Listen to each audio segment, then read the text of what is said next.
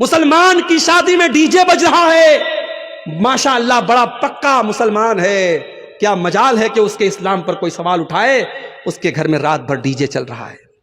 تیرے نبی نے کبھی بانسری کی آواز کو اپنے کانوں میں جانے نہ دیا، تیرے نبی کے صحابہ نے کبھی میوزک کو اپنے گھر میں آنے نہ دیا، اور تو شادی کے موقع پر رات بھر میوزک بجا رہا ہے اور تو اپنے آپ کو مسلمان کہہ رہا ہے۔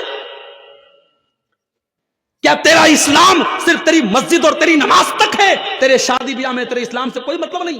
میں کہتا ہوں علماء پابندی لگا دیں، جس کے گھر میں شادی میں ڈی جے بجے گا، ناچ گانا ہوگا، سارے علماء مل کر کے یہ طے کر لے اس کے گھر میں ہم نکاح نہیں پڑھائیں گے، اس کی شادی میں ہم نہیں جائیں گے، لوگوں کے دماغ صحیح ہو جائیں گے۔ جائیں پڑھائیں، خود اپنا نکاح پڑھائیں، علماء منع کرتے ہیں ہم ایسی شادیوں میں نہیں جائیں گے۔ شادی ہماری کیسی ہو رہی ہے میرے بھائی؟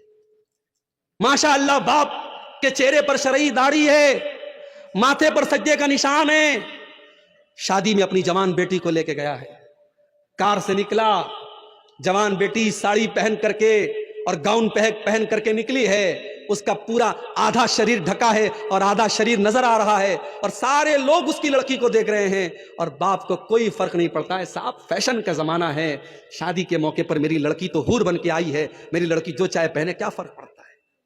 مجھے بتاؤ، کیا شادی کے موقع پر بے پردگی جائز ہو گئی، بے حیائی جائز ہو گئی؟